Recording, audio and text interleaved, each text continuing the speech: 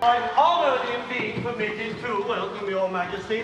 I guess the reason for your majesty's visit, your wishes have been attended to. The execution has taken place. Oh, you've had an execution, have you? The coroner has just handed me his certificate. I am the coroner.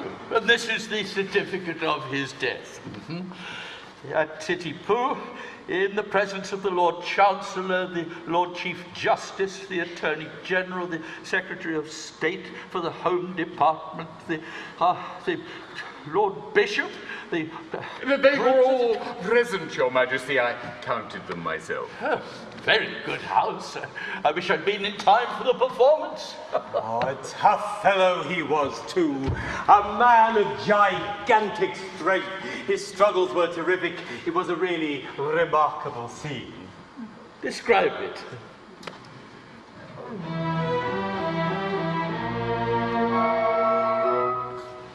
The criminal cried as he dropped him down in a state of wild alarm. With a frightful, frantic, fearful frown, I bared my big right arm. I seized him by his little pigtail, and on his knees fell he. As he squirmed and struggled and gurgled and guggled, I drew my snicker-snee. My snicker-snee. Oh, never shall I forget the cry, "Osprey, that's bigger he!" As I gnashed my teeth, when from its sheath I drew my snicker-snee. We drew it well, he cannot tell untrue or groundless tales. He always tries to utter lies, and every time he fails. He shivered and shook as he gave the sign for the stroke he didn't deserve. When all of a sudden his eye met mine, and it seemed to brace his nerve, for he nodded his head and kissed his hand, and he whistled, and there did he. As the sabre true cut cleanly through his cervical vertebrae. His vertebrae. When a man's afraid, a beautiful maid is a cheering sight to see. And it's oh, I'm glad that moment sad was soon by sight of me. A terrible tale you can't assail, with truth it quite agrees. But a taste exact for those that snapped amounts to a disease. Now, though you'd have said that head was dead, for its owner dead was he. It stood on its neck with a smile well bred, and bowed 3 times to me. It was none of your impudent offhand nods, but as humble as could be. For it clearly knew the deference due to a man of pedigree.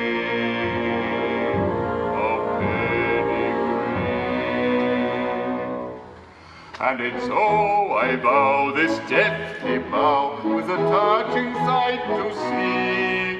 Though trunkless, yet it couldn't forget the deference due to me. His haughty youth, he speaks the truth whenever he finds it pays. And in his face, it all took place exactly as he says. Exactly, exactly, exactly, exactly as he says.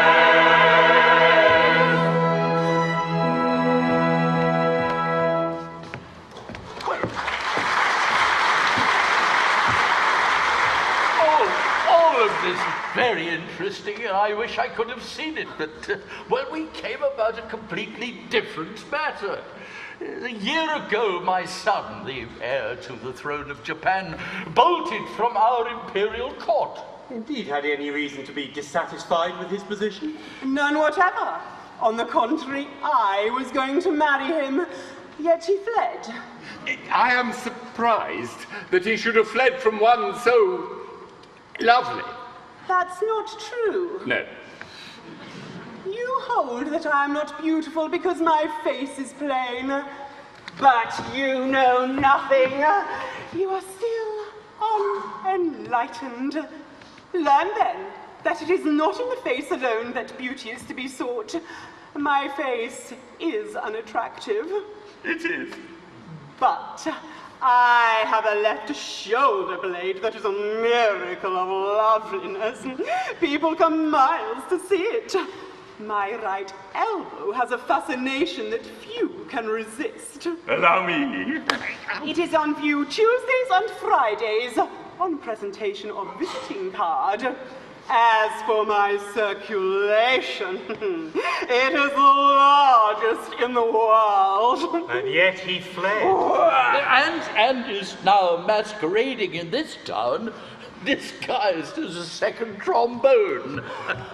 A second trombone? Yes.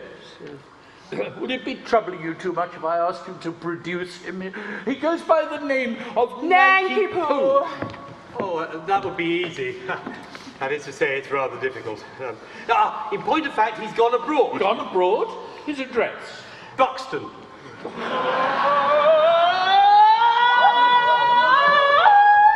What's the matter? You see here, his name, Nanki-Poo, beheaded this morning. Oh, where shall I find another? Where shall I find another? Dear, this is very tiresome. My poor fellow, in your anxiety to carry out my wishes, you have beheaded the heir to the throne of Japan. I beg to offer an unqualified apology. I desire to associate myself with that expression of regret.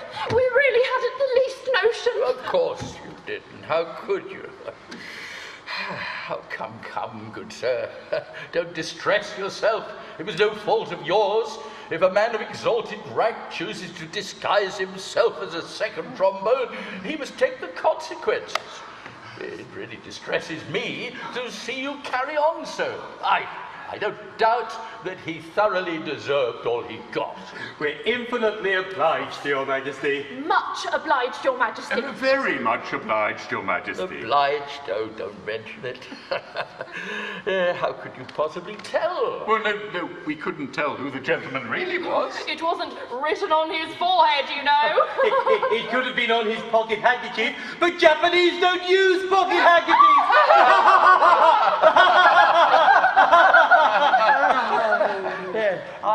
I forget the punishment for compassing the death of the heir apparent. Something lingering with boiling oil in it, I fancy. Something of that sort. I'm not sure, but I think boiling oil occurs in it. I know it's something humorous, but lingering with either boiling oil or melted lead. Oh, come, don't fret. I'm not a bit angry. If your majesty could take our assurance, we had no idea. Of course. I knew nothing about it. I wasn't there. Oh, that's the pathetic part of it. Unfortunately, the full of an act says compassing the death of the heir apparent. There's not a word about a mistake, or not knowing, or having no notion, or not being there. There should be, of course, yes, but there isn't. Well, that's the slovenly way these acts are always drawn. However, don't fret. It'll be all right. I'll have it altered. Next session. Now, let's see about your execution. Would after luncheon suit you? Can you wait until then? Oh, yes. We can wait till then. Then we'll make it after luncheon. I don't want any lunch. Well, I'm really very sorry for you all, but it's an unjust world, and virtue is triumphant only in theatrical performances. Well, a nice mess you've got us into with your nodding head and your deference due to a man of pedigree. Merely corroborative detail intended to give artistic verisimilitude to an otherwise bald and unconvincing narrative. Corroborative detail indeed. Corroborative authoritative fiddlestick. Well, you're as bad as he is with your cock-and-a-bull stories about catching an eye and whistling an air. But that's so like you, you must put in your all. But how about your big right arm? Yes, and your snicker-snee. Oh, never mind that now. There's only one thing to be done. Nanki-Poo hasn't started yet. He must come to life again at once.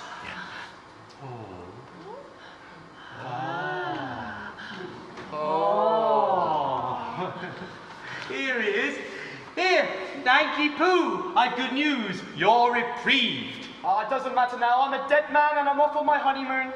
Nonsense. A terrible thing has just happened. It seems you're the son of the Mikado. Yes, but that happened some time ago. Is this time for airy persiflage? Your father is here and with Katisha. My father? And with Katisha? He wants you particularly. So does she. Oh, but he's married now. Oh, but bless my heart, what's that to do with it? Katisha claims me in marriage, but I cannot marry her because I'm married already. Consequently, she will insist on my execution. And if I am executed, my wife will have to be buried alive. You see our difficulty? Yes, I don't know what's to be done. There's one chance for you. If you could persuade Katisha to marry you, she would have no further claim on me. Therefore, I could come to life without any fear of being put to death. Me? Marry Katisha? We really think it's the only course. My good girl, have you seen her? She's something appalling! But that's only her face. She has a left elbow, which people come miles to see. I have heard that her right heel is much admired by connoisseurs.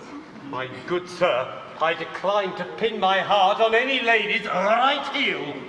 It comes down to this. While Katisha is single, I prefer to be a disembodied spirit. When Katisha is married, existence will be as welcome as the flowers in spring.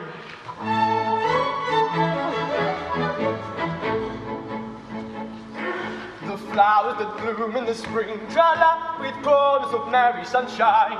As we merrily dance and we sing, tra-la, we welcome the hope that they bring, tra-la, of the summer with roses and wine, of the summer with roses and wine. And that's what we mean when we say that a thing is welcome as flowers that bloom in the spring. Tra-la-la-la-la, tra-la-la-la-la, the flowers that bloom in the spring. Tra-la-la-la-la, tra-la-la-la-la, tra-la-la-la-la-la.